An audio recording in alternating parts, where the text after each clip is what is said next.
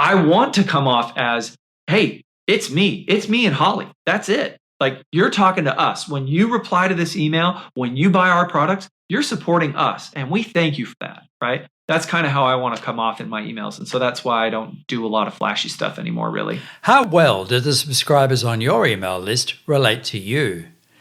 Have you built a personal relationship providing relevant information while still providing a sales path so that they can deliver your most wanted response? Well, in this third and final episode of the series, How to Monetize Your Website with Email Marketing, Luke Barber will show you how to cement a personal yet sales-focused relationship. Hello, I'm Paul Buckingham, roving ambassador for Solo Build It. You can view the previous 2 episodes in this series by clicking the link right above there or underneath the bottom of this video in the description box. In this episode, we talk about the pros and cons of fancy HTML formatted emails versus simple text emails. We look at how many words your email should have and how often you should be sending them. We also cover lead magnets and squeeze pages. Make sure you watch right to the end when Luke will share his top 5 tips for what not to do with your email marketing list. That's all coming up right after this. As we've already talked about, we're about building relationships, but we're also really about getting good sales.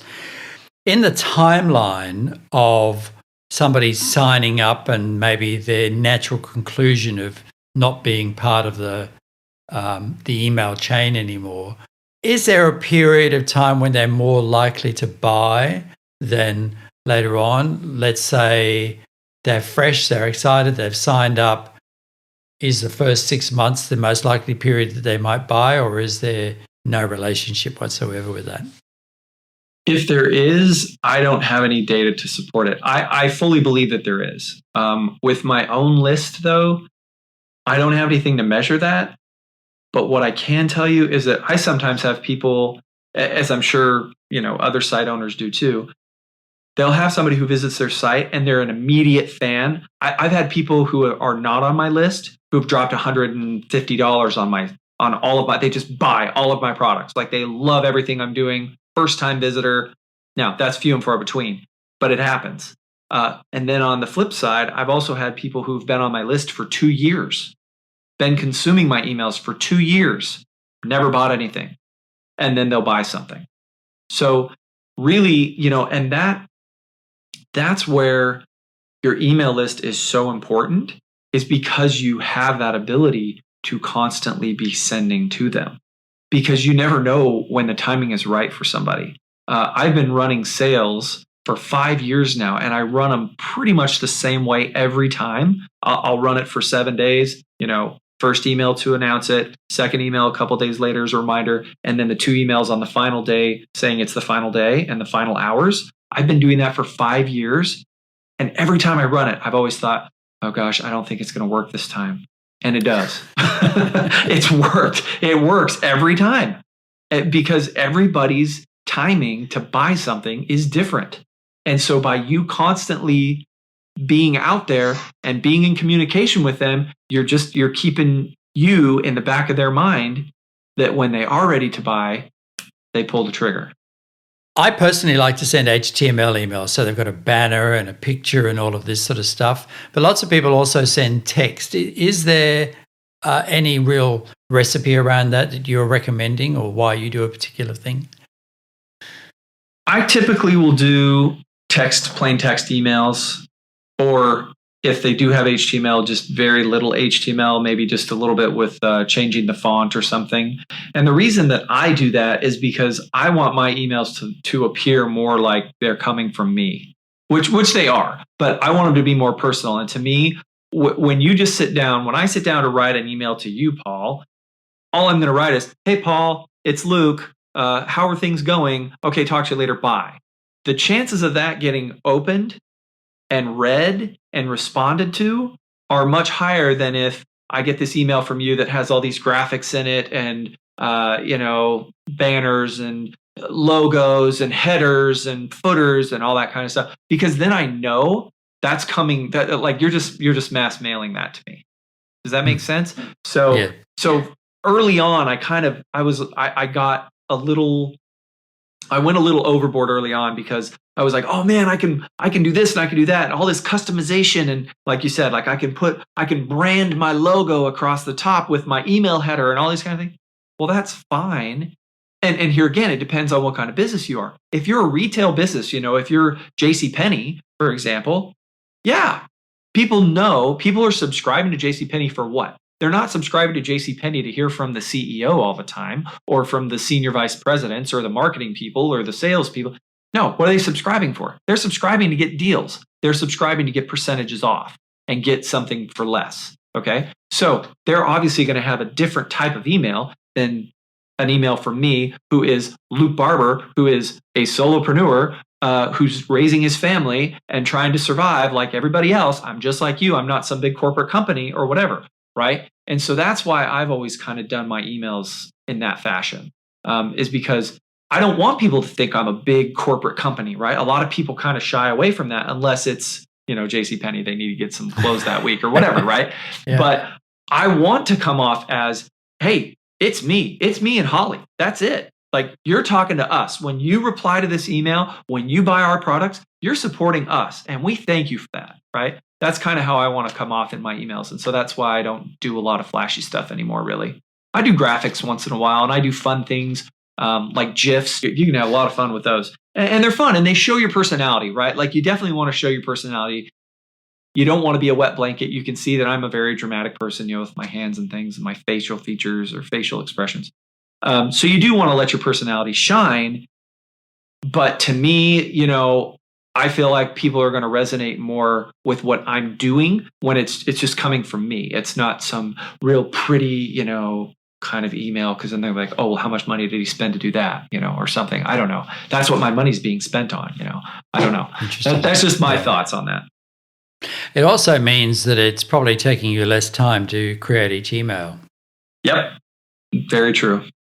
Is there a length to your emails that you kind of use as a guideline? I don't mean a word count, but 2 minutes reading, perhaps, something like that? Yeah. No, I do use a word count, actually. In fact, and this is not backed up by anything. This is just me talking. But obviously, pro tip, if you only put images in your emails, you're going to get flagged as a spammer, because images can be anything. And email service provider algorithms and code and stuff typically can't read what your image says. It just knows that it's an image, right? In code, it just says image. So you could have anything on there. You could have, support Hitler or whatever, like, they don't know. So you're going to get flagged as a spammer if you just have a bunch of images in your emails. Now, there's ways to get around that. I don't know what they are, because I don't send a lot of images in mine. But typically what I try and go for is kind of what SBI has said is like the minimum amount of words that you want on a page, which is like 350 to 400. Now, I don't always get there, but what I can tell you is that if you have content, just like your web pages, if you have content in your emails, the email service provider robots are going to see you as a more legitimate email person. Luke, let's jump to the subject of lead magnets. This is something that comes up all the time when you talk about marketing and email lists. Almost in the same breath, somebody will say, you really need a lead magnet. Why is there such a thing about lead magnet pages? Because, to be honest, as a solo Build It user, I've never really seen the value, because you have a web page, you can just adapt it to serve exactly the same purpose and not pay an extra marketing service. So a lead magnet page is set up solely to do just that. It's to get a lead. So when you look at a good lead magnet page, it's very straightforward. It tells you what you're going to get in exchange for your email address, and there's nothing else to do, right? So when you get sent to a lead magnet page, it's give me your email address or get out. There's one thing to do. It's give me your email address or exit the page. Lead magnet pages are also referred to as squeeze pages, because they're squeezing you for information, right? And they're very effective. I mean, they work. That hands down. That's why people use them, because there's so much distraction. Otherwise, on your website, right, with banners or ads or other articles to look at or RSS feeds or, here's my latest article or whatever. There's so many things on your website. You want to get rid of those distractions. If you really want to get somebody's email address and qualify somebody to give you that, it's give me your email or get out or leave.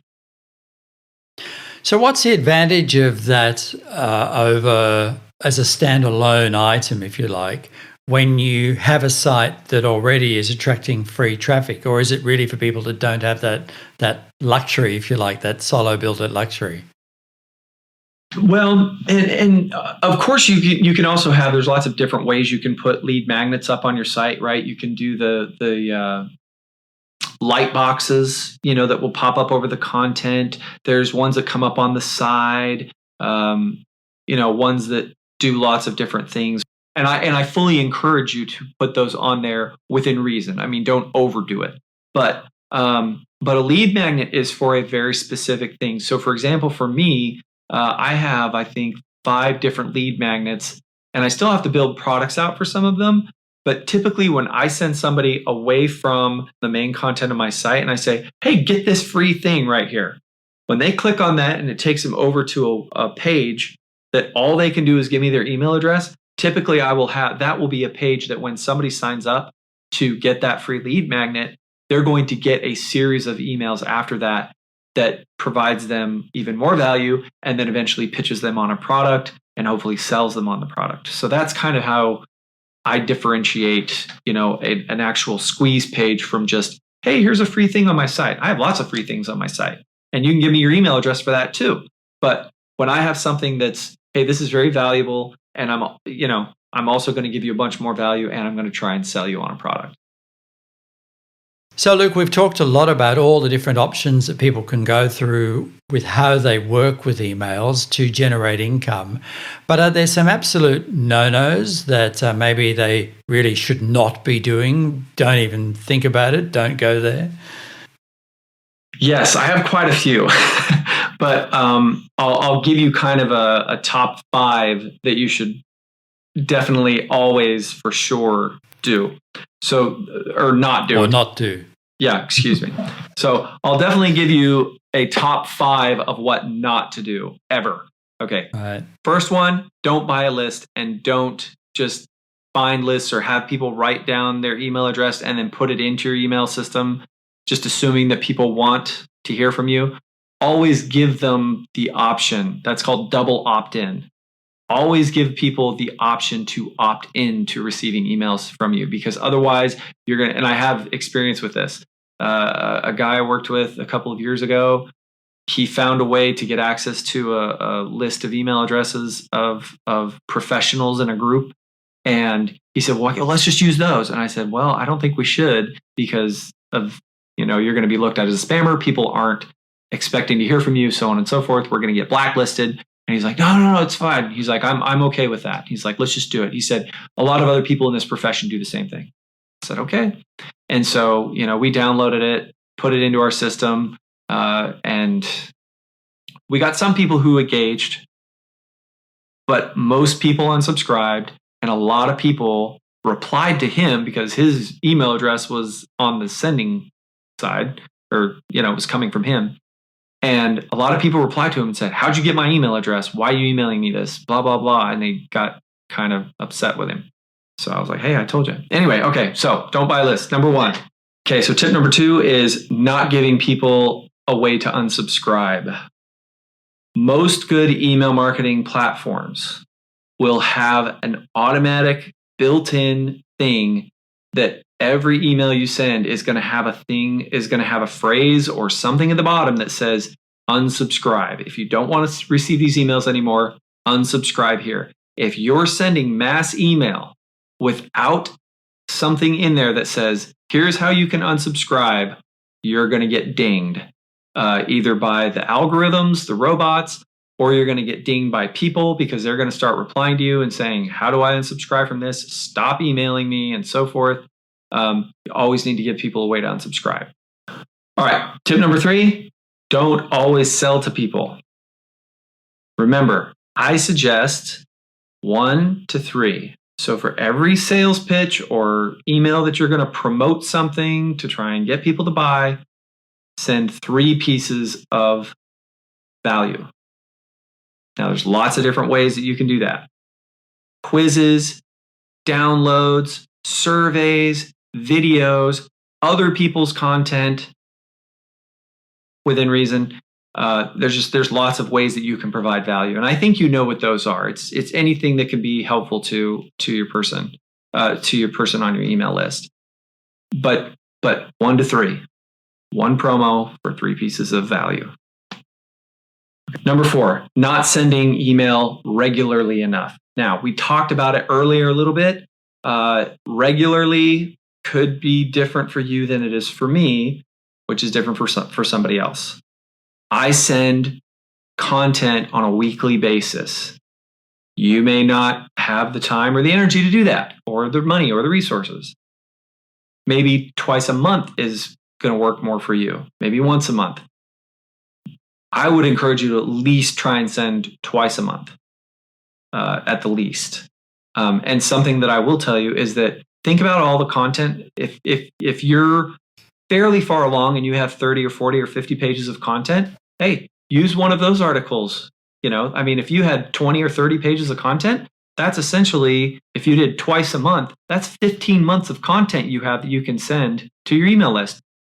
Just because somebody visited your site, and even if they looked at a page or 2, doesn't mean they've seen everything on it. So if you have 20 or 30 or 40 pages or 50 pages of content, guess what? Every single one of those pieces of content, in theory, if you've written them well, should be a good, valuable piece of content that you can send to your email list. So That's something that you can set up ahead of time and schedule with ConvertKit. I assume you can do that with other email service providers as well. But set that. So I plan all of my content like 6 months in advance, just to give you an idea.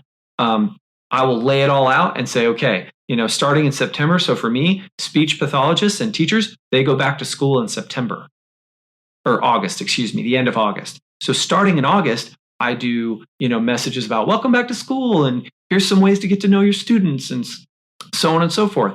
Then come October, hey, it's Halloween.